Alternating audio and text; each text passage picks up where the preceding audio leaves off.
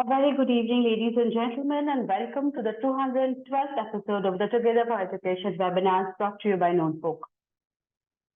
As we proudly completed our 200th episode recently, going down the memory lane, it was back in 2020 when we here at Notebook decided to launch a platform for the educators to connect meaningfully on discussing problems they were facing with the rising need of digital education and online learning and arrive at common solutions. Little did we know that day about this platform growing so big, where principals and educators from across the length and breadth of the country have participated over so many sessions. We thank you all once again for supporting us and would look forward to your gracious presence in all our upcoming episodes. We have discussed extremely vibrant topics here like digital learning, NEP and assessment, extracurricular topics like sports and theatre, topics like school finance and management, and even evolved topics like child psychology. Our topic for today is culturally responsive teaching. Well, this is something which is extremely relevant for a country like ours. And in fact, with the massive globalization, this concept has gained huge popularity. Let's hear from the experts today. Our first speaker on this topic is Achin, Bhattacharyya, CEO and founder at Notebook.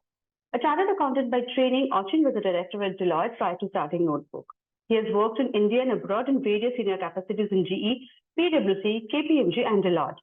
Achin is a member of the Institute of Chartered Accountants of England and Wales, a fellow of the ICAI, a member of CP Australia and CPA Ireland, and a member of CIMA UK. He is also the recipient of the prestigious Indian Achievers Award. An avid reader and a passionate traveler, Achin has keen interest in economics, history, literature, and philosophy. He's a regular speaker at various forums and chambers of commerce and also contributes articles to numerous publications regularly. He's also on the board of some of the most renowned corporates and contributes significantly to their brand strategies.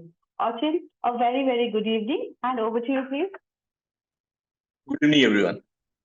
Rahul, am I audible? Absolutely. I once again welcome all of you to today's session on a very interesting topic. The relationship between culture and education is intimate and interdependent. Education and culture are so closely related that they share a common goal to improve or modify an individual's behavior and make their life worth living. Now, if you look at this relationship, some key aspects naturally evolve. First and foremost, the role of education in terms of preservation of culture, preserving values, customs, traditions, beliefs, practices, knowledge, experience, and of course, achievements of a culture. Second, equally important is transmission of culture. How do you transmit culture from one generation to the next? And I think educational institutions play a huge role in this. Third, of course, is promotion and enrichment of culture. So not only education does preserve and transmit culture, but in fact, it enriches it by adding new experiences, knowledge, inventions, discoveries, and achievements before transmitting it to the next generation. The other aspect is naturally culture also passes through a process of refinement. And education refines centuries old culture at times by eliminating customs, traditions, practices that have lost their utility or are scientifically discarded. The other aspect is diffusion of culture. So naturally, education brings cultural diffusion not only within different sections of a society, but also globally. In fact, agencies like mass media play a crucial role in terms of cultural diffusion. Even if you look at from the perspective of removing cultural lag, education bridges the gap between material and non-material culture through activities and program development. Other equally important aspect is, of course, adjustment of culture.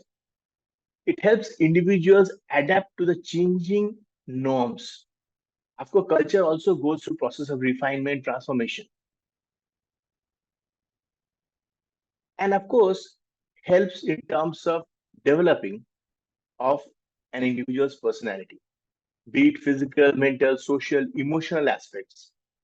By employing diverse cultural patterns of thinking, behavior, and values. So culture as a whole broadly influences various aspects of education. Now, again, even if you look at the meaning and aim of education from a very holistic perspective, it's determined by cultural ideas, values, and thinking patterns of the society. Now, we need to understand here that the relationship between education and culture is complex and multifaceted. Of course, it can vary. It can vary across different societies, changing contexts. Commonly, we define culture as, you know, people who share the same beliefs, values, and practices. However, the meaning of culture can spark huge debate among anthropologists who have trouble agreeing on what culture actually is. Now, if you look at today's topic, especially culturally responsive pedagogy, to my mind, it's a student-centered approach to teaching that includes cultural references and recognizes the importance of students' cultural backgrounds and experiences in all aspects of learning. So we need to celebrate that diversity. We need to treat it as strength and bring that element in the classroom. So the approach is meant to promote A, engagement, B, enrichment, and C, achievement of all students by embracing cultural competencies.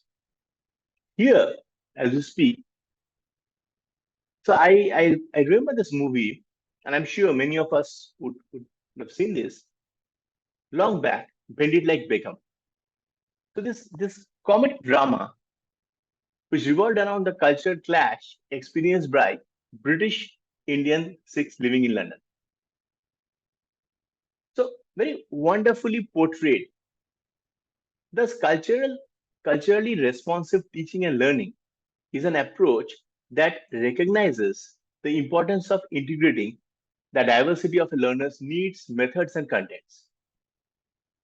Now, today's topic, now, if you look at it from the perspective of uh, why it's important to teach our children about cultures and tradition, honestly, personally, I believe it's very important. Very important in terms of developing a positive sense of self identity because cultural awareness and knowing about one's traditions play a very important role in helping a child develop a positive sense of identity. Having a deep rooted understanding of one's culture and traditions makes children have a sense of belongingness and helps them feel rooted. This, in turn, can help young children in realizing their self worth and in establishing their own self identity in the world outside. The other equally important aspect is, and also here I'd like to add that children who do not have this deep rooted knowledge and who do not connect with their cultures and traditions face trouble in understanding their place and therefore have difficulty in developing their own self identity. So this can lead to children to imitate other cultures or fall into this bait of baseless modernity, trying to fit in, trying to ape others. Now, several studies have shown that cultural appreciation and awareness of one's own traditions contribute immensely to building a positive self image, making children who have an in depth understanding about their culture to be confident and comfortable in their own skin. The other aspect is, I think, when you look at culture, it also helps in terms of developing respect for others. So, if we teach the importance of one's family traditions and history, we not only teach our children to respect our elders, but also inculcate strong moral and ethical values in them. This will teach them the importance of one's family life and relationships. And the younger generation will continue to understand the importance of family and have a sense of community. And naturally, the first step to respecting someone else is to respect oneself. The other aspect is reinforcement of morals and values. Now, most cultures, all cultures in fact, teach children strong ethical values. Languages might be different, examples might be different, but the essence is always strong ethical values and moral behavior. This knowledge of ethics, values, and morals will help children grow up with qualities such as personal responsibility, work ethics, integrity, compassion, of course, very important, empathy. And values such as this are extremely important in order to ensure that they grow up as complete individuals. The equally important is it's our responsibility to preserve our cultural heritage. And only when children have this potent feeling of being passionate towards their own culture will they actually be able to stand up for it. If they believe it is right, and if they believe there's a responsibility to protect their cultural heritage. So it can never be a set of legislation. It has to come from within. So they need to understand that, yes, this is where I belong to. So naturally, children who are inculcated with the knowledge and understanding of their cultural heritage are bound to feel responsible and will understand the need to protect, which will make sure that our cultural heritage as a nation, as a country, is being preserved for future generations. Of course, very important unity in diversity. Considering the fact that we are so fortunate to live in one of the most diverse nations of the world with such rich culture, which celebrates unity with diversity, it is our duty to teach our children that despite our varied ethnicities, traditions, culture, religious backgrounds, regional differences, we are all one. We speak in one voice. Only when our children are educated about the varied cultures and traditions of our country can our children grow up with the right spirit of appreciation. So I think these are a few points that I wanted to make. Of course, today's topic, as I mentioned initially, is multifaceted. And I really look forward to hear the views of Burrett sir and the eminent panel that we have today. A panel of very senior educators with decades of experience. And I look forward to hear from them their take on this important topic. I thank all of you for giving me a very patient hearing. Over to you, Gauri. Thank you. Thank you so much, Achin, for those wonderful, wonderful deliberations. If I can come to Burrett sir next. Mr. Burrett retired as a deputy headmaster from the illustrious Doon School in Dehradun after 44 years of serving in education across various institutions. Mr. Burrett served the Doon School as housemaster, head of department, dean of activities, dean of student welfare, deputy headmaster, second master, and acting headmaster with great distinction. He also carried out a visioning exercise for the Doon School in the year 2011 through an in-depth study of a number of British public schools and various schools in the US. Mr. Burrett qualified as a leadership trainer at the Wellington College, UK in the year 2000. He is also an athlete, an adventurer, and a naturalist. And we here at Notebook are privileged to have Mr. Burrett as our senior advisor. Sir, a very good evening. Thank you so much for being here today. And over to you, please. Can you hear me? Can you hear me? Yeah. Okay. Shall I start? Yes, sir. Absolutely. Okay. So, a wonderful topic, and I'm very glad that Achin started before me this time because I have areas that I won't cover. Very interesting. Culturally responsive teaching as a concept was introduced into education by a person called Gloria Ladson-Bellings in the early 1990s. Because what she was fed up was hearing that Black American children were deficient in so many ways. They were deviant. So instead of finding out what was wrong with them, she wanted to research and find out what was good with them. She wanted to study their families, their communities. So she looked into the teaching of these children, these inner city children, and she found certain commonalities that teachers who were successful had. And she found that the teachers who were really good had high expectations of these children. They also looked at fostering a sort of, they had high expectations. They also understood that these children came from culturally different backgrounds. They were very, very conscious that children come from and bring to class different cultural backgrounds. And so she worked with these communities.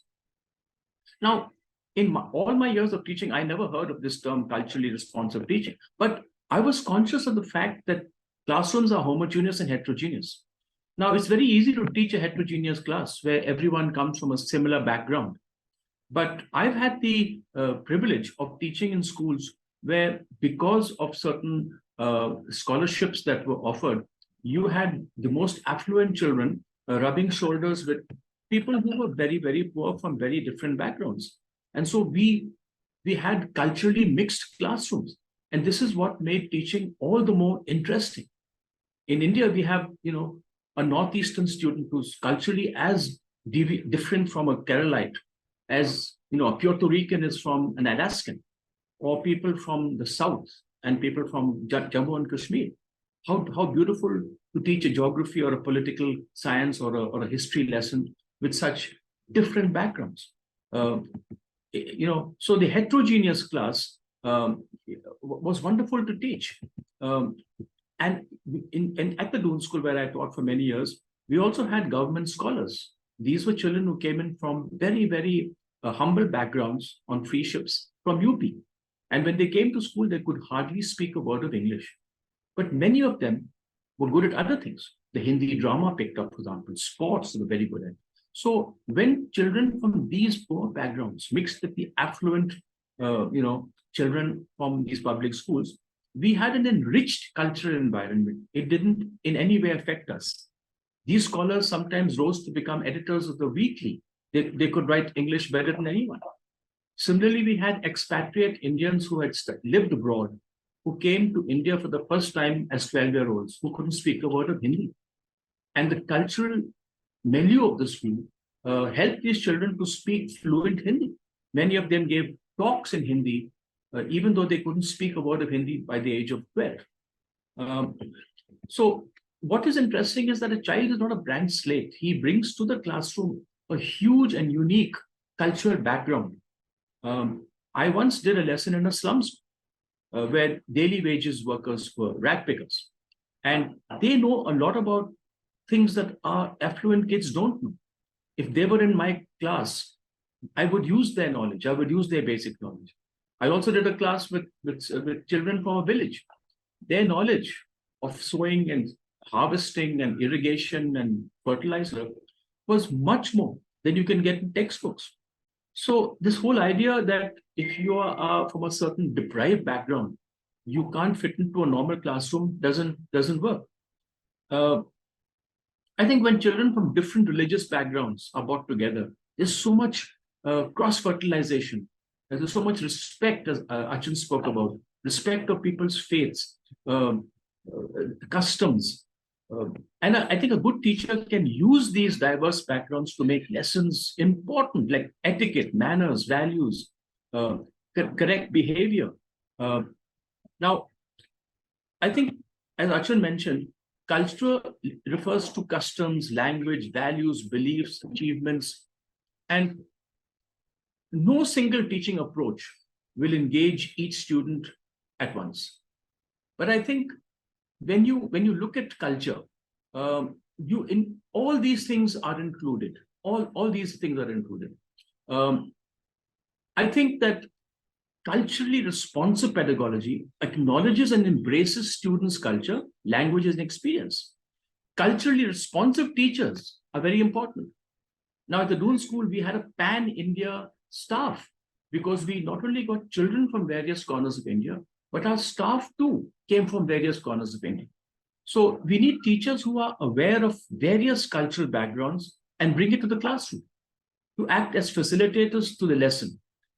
It's not an easy task. To create a learning environment not only requires high level of cultural competence, but also an intentional effort to learn about students' backgrounds and cultures. Very interesting to see a PTM at the school I worked in. Because at the PTM, you had different types of people rubbing shoulders, all talking about the same thing, their sons or daughters' improvement. It can also benefit, to close gaps between students of different backgrounds and addressing problems of inequality in the classroom. Can also create stronger partnerships with students by fostering a learning environment where they're represented. Now, what is the crux of this sort of teaching? A strong knowledge base about cultural diversity. Teachers should understand different racial and ethnic groups, cultural values, traditions, contribution to society, and cooperate that knowledge into their instruction. Also, culturally relevant curriculum. Teachers should include multiple perspectives in their instruction to make sure that images displayed in the classroom, such as and bulletin boards, represent a wide range of diversity. Teachers should also contextualize issues within race, class, ethnicity, and gender. Also, we need to have high expectations of students. Teachers should help students achieve academic success, while at the same time validating their cultural identities.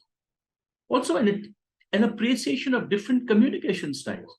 Here, language is a big cultural deviant. It actually separates rather than brings together. So appreciation of different communication styles. Teachers should understand different communication style and modify this. And the use of multicultural instructional examples. Teachers should connect students' prior knowledge and cultural experience with new knowledge. Lastly, while teaching for cultural diversity, we may have which might have originated in the US with Blacks and Hispanics and Puerto Ricans. There is no such country that is so culturally diverse as India. And so you have the cosmopolitan metro city people and you have the people of rural Bharat. And I think when these two get together in mixed classrooms, it is actually a strength. It's difficult to teach. One has to plan for it. But at the end of the day, the rewards are outstanding. Thank you very much. I'm sorry for that initial hitch, Gagori. I had electricity failure here. Thank you very much. Over to you. Thank you so much, sir, for those wonderful deliberations. Well, ladies and gentlemen, to discuss this topic, we have a wonderful panel lined up for you today. But before we start with the panel discussion, a little bit about us here at Notebook. We at Notebook are an edtech platform that creates short videos pertaining to the school curriculum. This means that every topic from every subject of the school syllabus has been converted into a series of short videos that can be used in two different cases. One is when you as a teacher are starting out a topic in your classroom. You can play one of these videos as a method of visually introducing the topic to your students. These videos are just 6 to 10 minutes in duration and take up very little of your class time while offering the right kind of material to students to generate curiosity and excitement. The second is when the student is studying at home months later.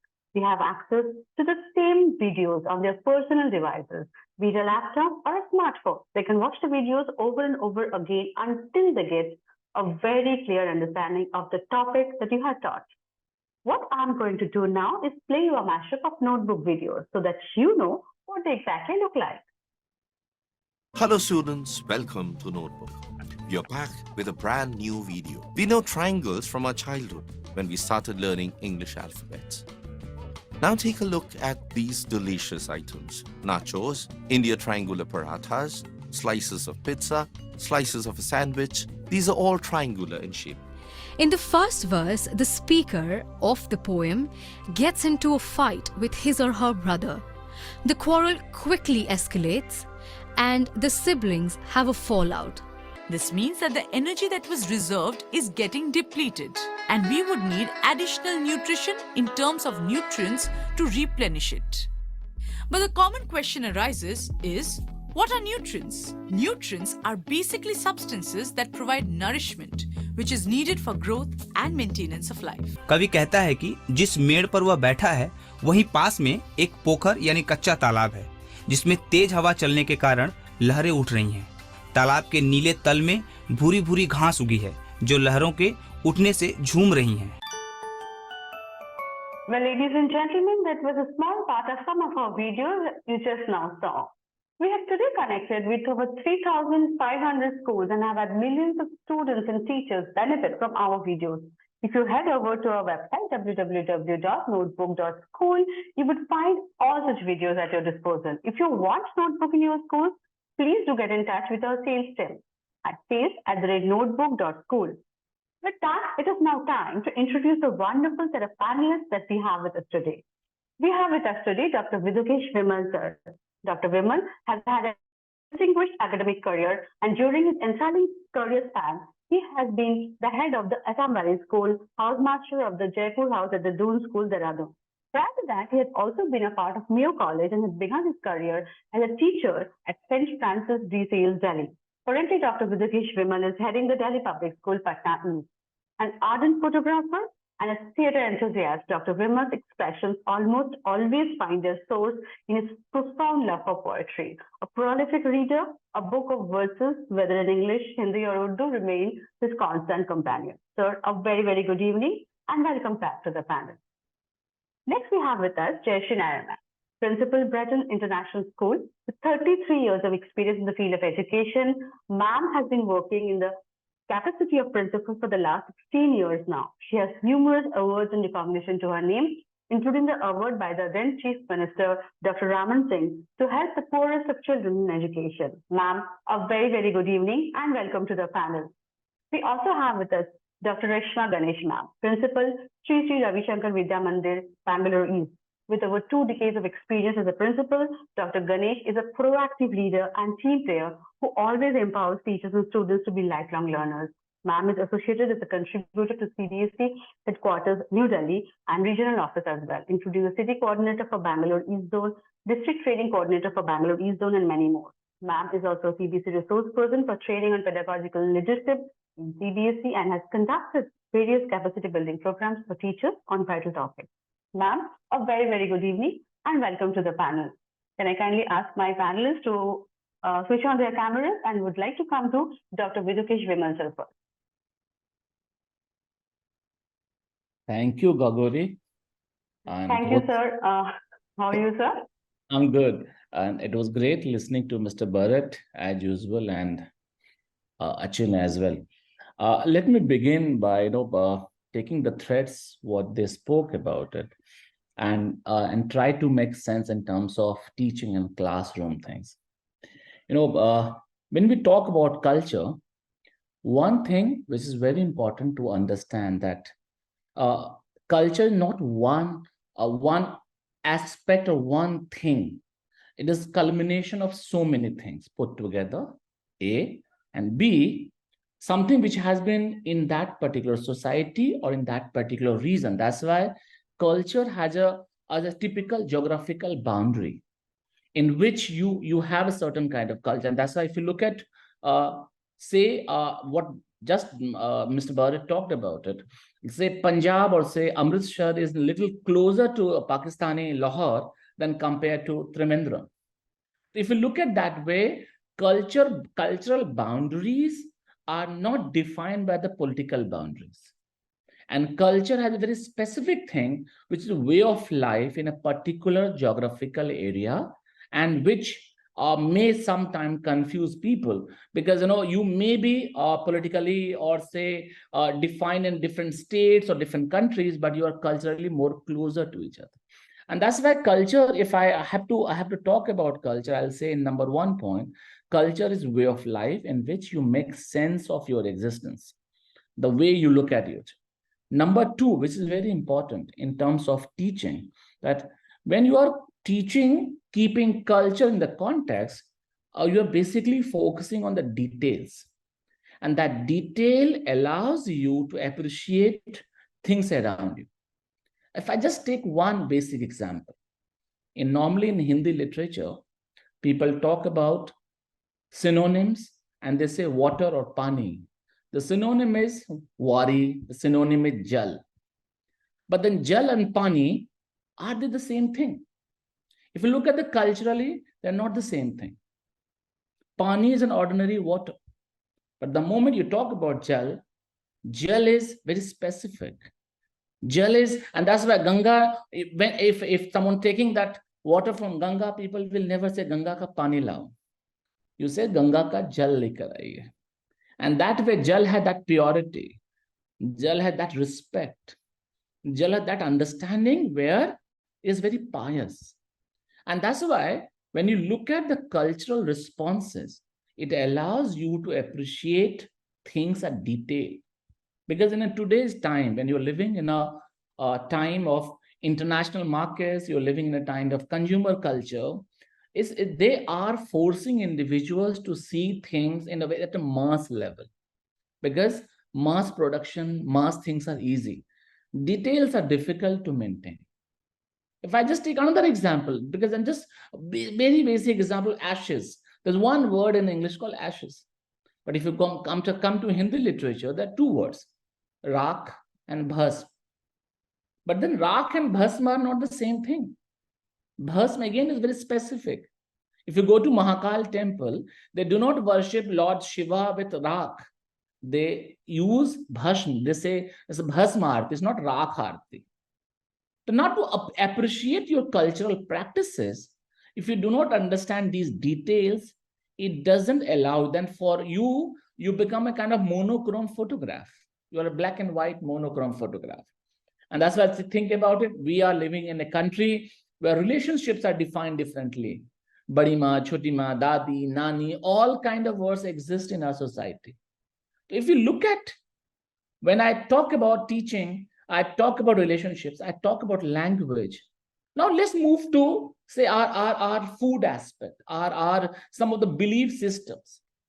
If you look at the belief systems also in which the students or individuals are growing up, you will see that cultural responsive teaching allows individual to value those things. And when it matters, when you grow and you are at a position of influence, it allows you to kind of be there as someone who's going to protect that thing, who's going to preserve it, who's going to promote it. It's as simple as this. I was in Delhi, when I was studying in Delhi, I will never forget, that one of the biggest theater festival was supported by one of the public school student. He's a big entrepreneur in the country, but he used to support that. And once I met him, I said, "So what gives you this reason?" He said, "Because during my school days, my teachers have introduced me to such things." I'll give you another example. We say that hockey culturally is our national game. We treat hockey and but if you look at in a country, there's only one gentleman in a recent time has taken this national game to the next level.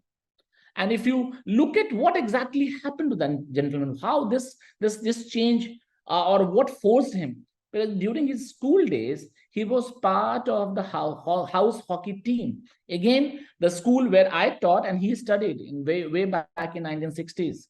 So the point is, the moment you allow a student, not necessarily that he is going to immediately do certain things, but then these students, these bachas, they are going to reach to positions in their lives where they will become influencers.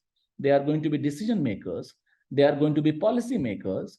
And once they are making those policies, they have this understanding that, okay, there are certain things which defines you, as Achin rightly said, because culture is what defines you as a country.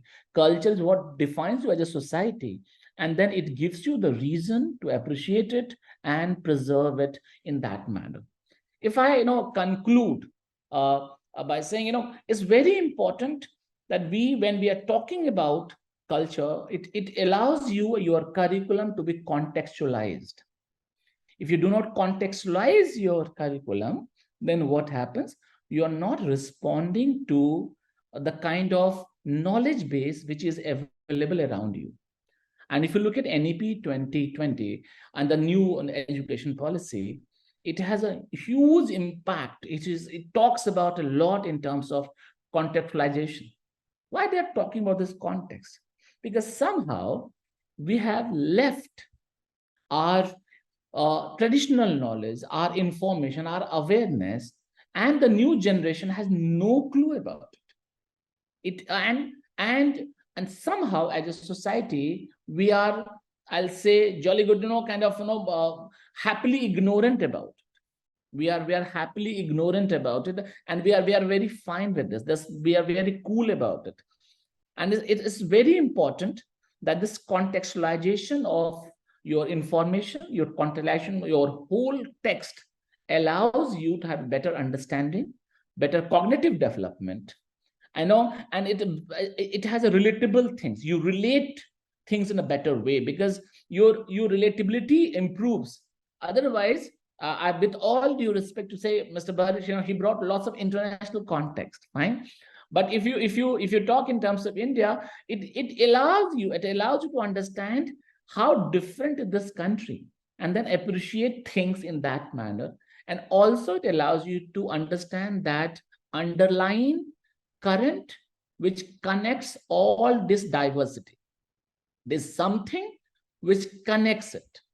And that's why there's a very famous शेर from Iqbal Sahab कि कुछ बात है कि हस्ती मिटती नहीं हमारी, मिस्र और रोमा सब मिट गए जहां से.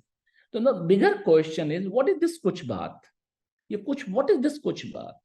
This kuch baat is this thin line which connects different diverse things which is in front of us, but which we can't see it, but then it allows you. And that's why as teachers, as principals, as I'll say educators, it's our job. Think about it. And I'll say, these days I'm in Patna. I belong to this place. But think about when people think about Patna, their understanding doesn't go back that this is the place who has given you 3 important religions. Guru Gobind Singh Ji was here, Bhagwan Mahabir was here, Bhagwan Buddha was here, and 3 different important religions evolve and develop from this place. But then people have a different kind of understanding, and then all kind of stuff. And that's why if you say having this pride, having this identity, having this sense of belonging, all these things are important, because at the end of the day, what matters is who you are and how rooted you are. Otherwise, you will stand, you remain like a hydrophobic plant. The moment water supply will stop, you will die. But if you're deeply rooted in the soil, in your grounds, you will grow, and you will grow like a banyan tree. And I just said, kuch baat hai ki hasti mitti nahi hamari. Thank you very much.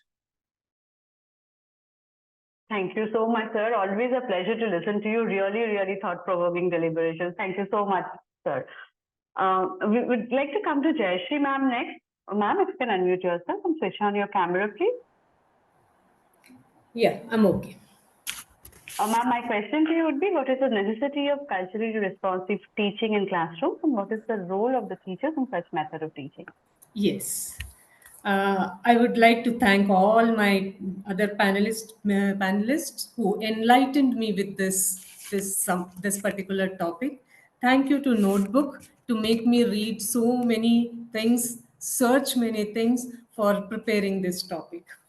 I would like to quote some of my lifetime experiences, because all others have said whatever was necessary for the knowledge of this culturally required classroom. I would like to start being called as a Madrasi for such a long time, whereas the southern part of the country has different states like Kerala, Karnataka, Tamil Nadu, Telangana, now Andhra Pradesh. We all were altogether addressed as Madrasi. It was painful when I used to tell them, no, I'm not a Madrasi, because Madrasi is the one who lives at Madras. I am a Malayali, so you should address me as a Malayali. But people didn't understand. They used to ask, Kerala? Which place? Karnataka? Which place? Thanks to the social media, thanks to television, who started showing the advertisements in last 10-15 years that there is a place known as Kerala, there is a place known as Tamil Nadu, there is Karnataka, and other 2 states too. That is, I would say, I'm a victim of this. I would like to quote some examples of my students who had gone through this. I heard a child one day crying. The mother made me a call and said, my child does not want to come to school. I didn't understand. Is it that somebody scolded or the teacher do something? I inquired the lady, what is the problem? She said that she is more worried about her skin color. She doesn't want to come. She states that other children does not want to talk to her. Other children does not want to mingle with her. I understood. I called that child. I understood the pain.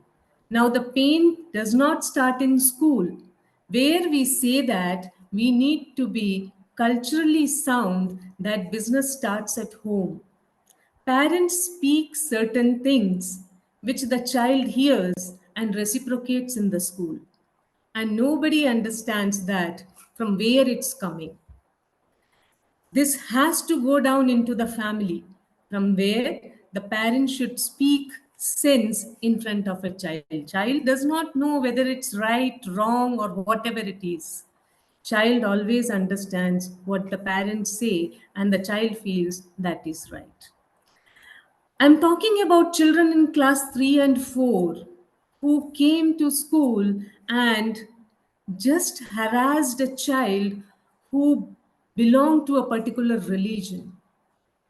3 and 4, hardly 8, 9 years old. When inquired, I found the parents spoke something like that at home, which the child brought to school. It was shocking. The child who was being harassed has been taken into confidence. I took him to the class, cuddled him, and told others that, see, he is as you are. I don't know how much I satisfied their queries, but I strongly believe that the parents should take care what they are speaking. I would quote, I'm a dark colored, I'm a dark skinned person, and I never felt bad about it.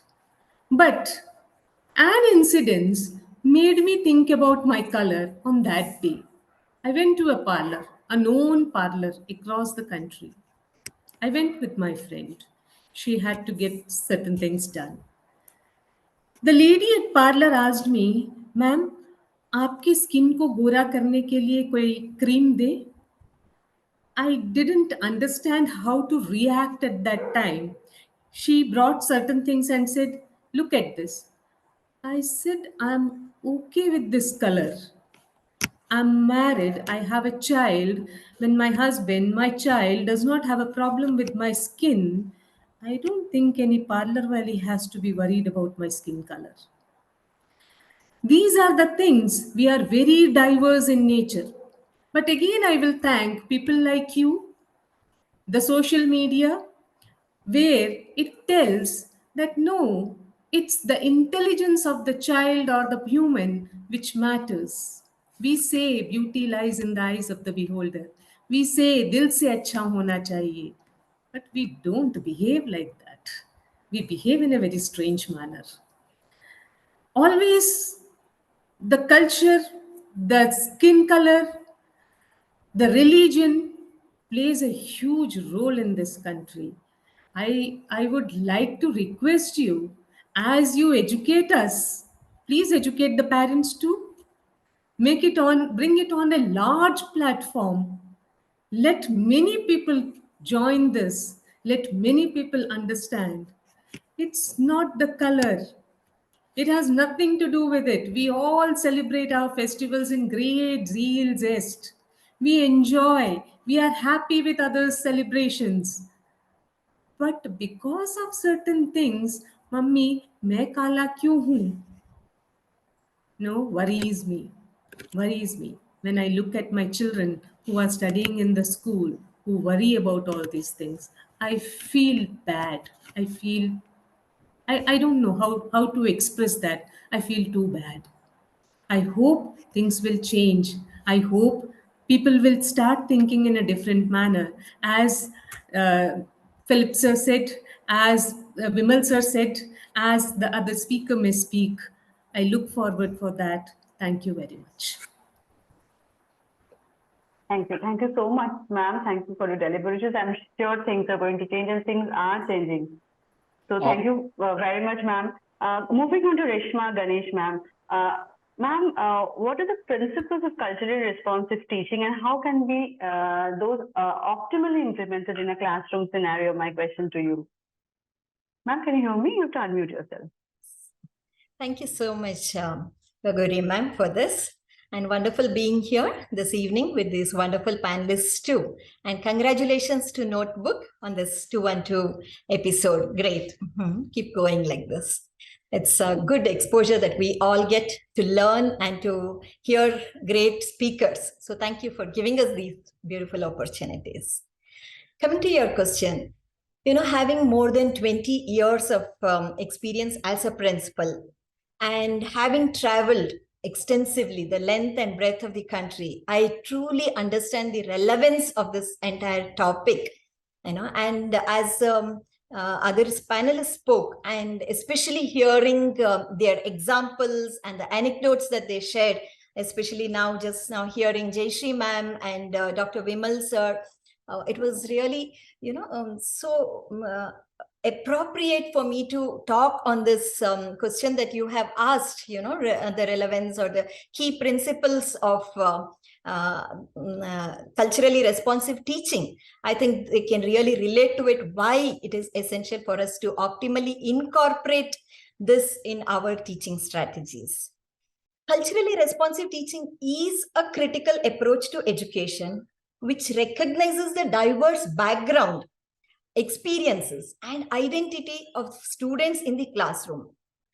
The aim of every educator is to create an inclusive and equitable learning environment where every student can thrive.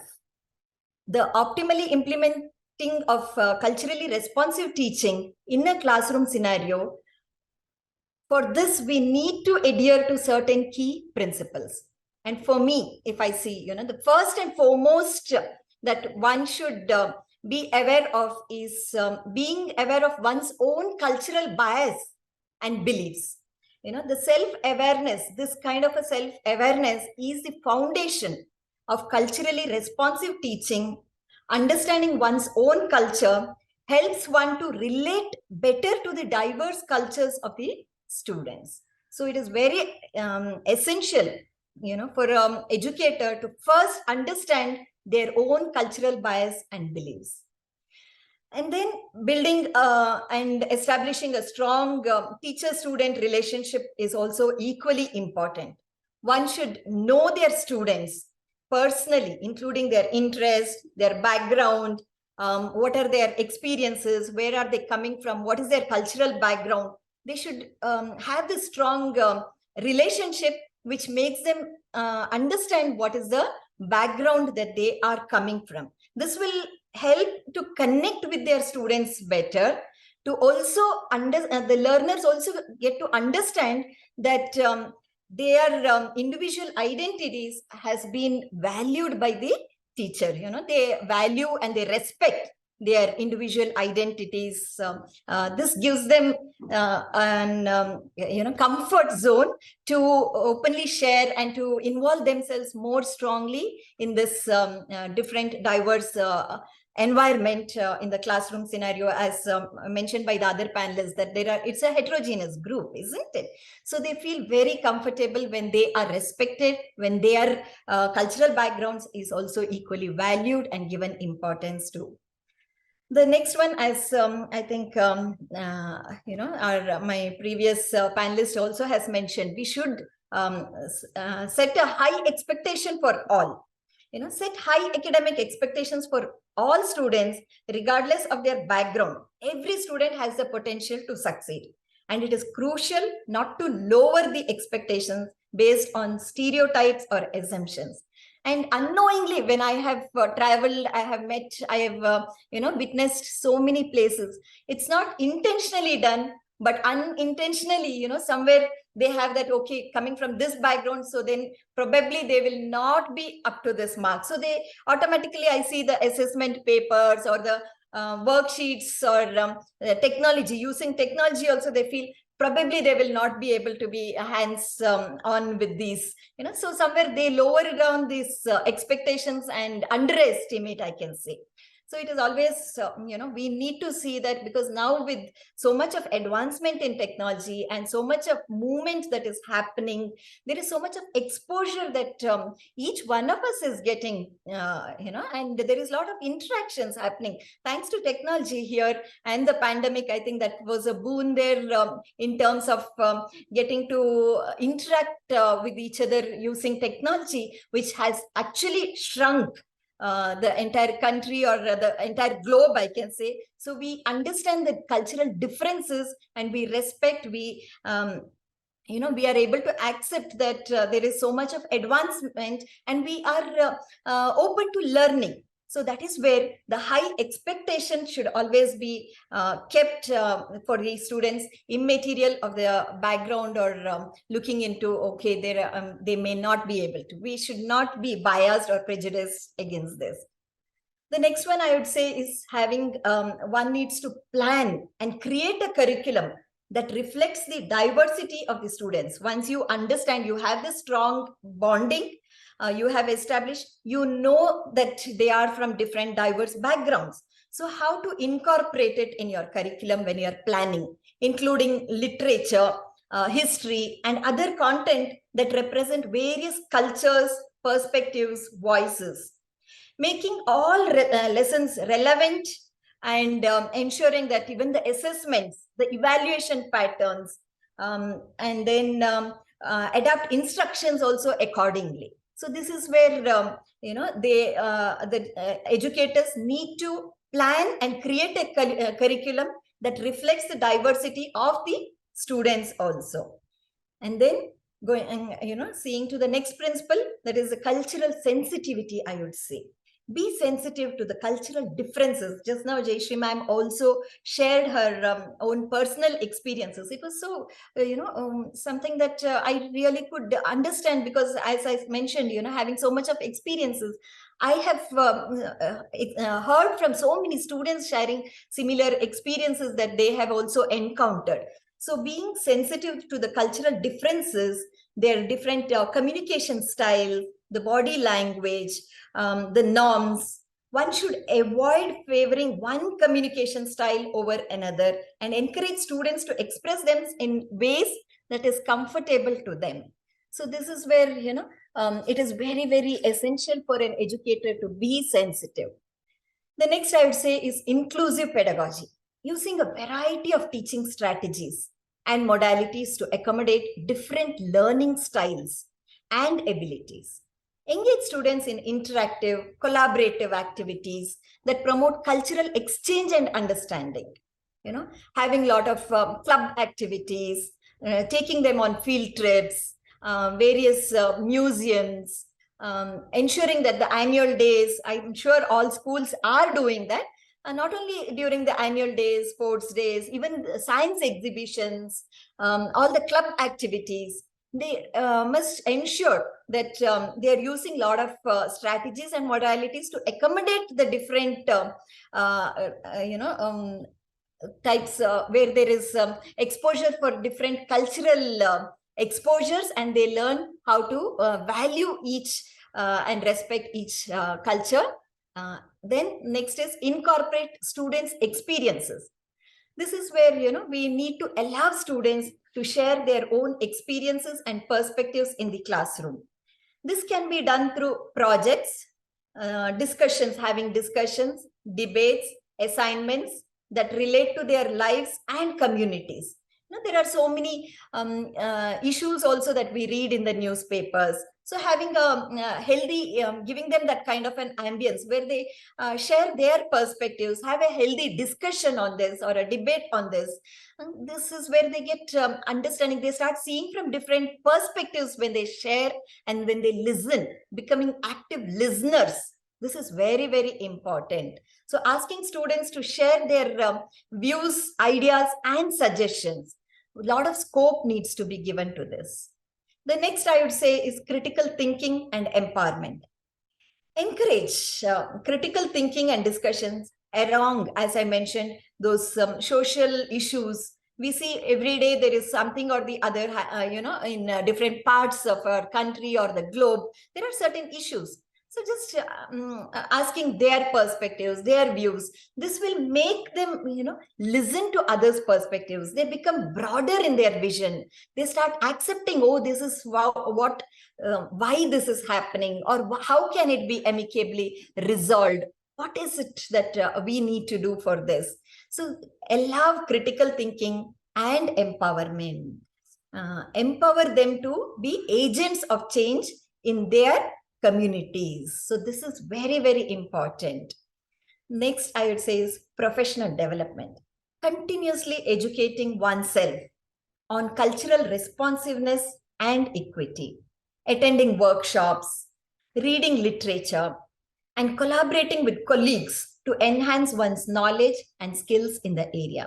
Not only with colleagues, I feel even with all stakeholders, parents, with children, we should, the more you interact, the more you attend workshops, the more networking we do, there is a growth that happens, and we understand the diversities, and we keep upgrading ourselves. We educate ourselves on the cultural responsiveness and equity. And then the feedback and reflection. This is very, very crucial. Regularly seek feedback from students and reflect on your own teaching practices. Every educator must do this. Every teacher must do this. Reflecting on one's own teaching practices. And am I seeking the feedback from students? It needn't be directly. Through your conversations, through indirect methods. There are so many ways where you can get the feedback of students. Then accordingly, adjust your approach based on these inputs that you receive and your own observations to improve the cultural responsiveness of your teaching. Here, once again, I would like to emphasize technology is a big boon, and we have platforms like Notebook who are very supportive, and they have so many features. So technology has to be used, and an exposure using technology definitely is very, very welcome, because this helps us to connect across the globe, not just even the remote areas can be accessed or viewed, or they will be able to understand how people there are living, or what are their beliefs, what are their attitudes. It helps us to understand each other and value them also, and equally respect them too. So using these diverse resources is what we need to do. In our school, that is Shri Ravishankar Vidya Mandir, as per our motto, where we say broaden the vision and deepen the roots, we see to it that we celebrate every occasion, every festival, and we give a lot of opportunities for students to come forward, take active part in these activities. We also offer music, dance classes, and this helps them to explore the movements and rhythms of various cultures. We organize a lot of field trips, as I mentioned, to cultural museums, heritage sites, or events in the community also, where students get exposure to different culture with a thought that these experiences can be educational and eye-opening for students. Art and craft activities. This also should be conducted so that students in such a way get an exposure to create artwork or crafts inspired by various cultures like Madhubani art, Tanjore art, Kalamkari paintings, Worli art. This helps students to learn about different art forms and traditions. We should also see to it that we organize cultural food days, where students bring and share dishes from their from their homes, from their different cultural backgrounds. This provides an opportunity for cross-cultural learning and appreciation. We also have this from CBSE board, Ek Bharat Shresth Bharat program, and we conduct many activities under this Ek Bharat Shresth Bharat program. And one such program I would like to share was what we did in our school is we tied up with another school from Uttarakhand and had a cultural exchange program to enable our students to get first-hand knowledge about the various cultural diversities in our respective states and appreciate the culture and tradition followed in the respective state. I think nowadays schools are doing more and more of such activities. I have personally seen this as I keep traveling a lot. I have seen all educators coming forward and welcoming other state cultures and giving exposure to students. And this really has broadened students' perspectives. So I truly congratulate every educator who is giving this kind of exposure to their students and ensuring that we are all one world family. Thank you so much. Thank you so much, ma'am. Thank you so much for your deliberations. Always a pleasure to have you. I would like to close my panel here. Wonderful deliberations from all my panelists, with Dr. Vidhukesh, Vimal sir, Jayshree, Nair ma'am, and Dr. Reshma, Ganesh ma'am. Thank you all very much for coming and gracing the platform, calling back Achin for the vote of thanks. Yeah, I think really wonderful session. So must appreciate that it was very seamless, very thought-provoking. Burrett sir, thank you as always for giving us a great start and I think some wonderful global examples. Thank you, Achin. Thank you so much, sir. Dr. Vidhukesh, Vimal, sincerely appreciate, sir. I think whenever you are here in the panel, it's always a treat for us, a lot to learn. Some wonderful, I think very thought-provoking, the way I look at it. Culture as a way of life, and I think examples were also very apt. And this comparisons of and this the differentiation between Jal and Pani, Bhashma and Rak, I think these will really stay with us. Thank you so much for this, sir. Really wonderful deliberation. Thank you. Thank you. Jayshree. Thank you. Jayshree ma'am, thank you. Very thought-provoking. And I think some examples that you gave, some past incidents that you quoted, I think as a society also, it really leads to introspection. I think all of us as civil society stakeholders, we start thinking. When a person faces any kind of discrimination, shaming because of be it something as I think primitive as skin color or reference to places of origin, etc. So I think undoubtedly, I think I really appreciate the fact that you brought this up, and it really enriches the whole discussion. Dr. Reshma Ganesh, thank you. Dr. Reshma Ganesh, thank you, ma'am. I think you spoke about self-awareness, the fact that cultural bias and beliefs, a very important perspective on the topic, and also the importance of critical thinking and empowerment. The fact that, yes, if we want our next generation to be really responsive to this, to be sensitive to this, how important is it to nurture their independent critical thinking? And I couldn't agree more on that. So I think overall a great session. I thank members of the esteemed audience as well for being a part of this session today evening, and look forward to your continued support. Thank you. Take care and goodbye.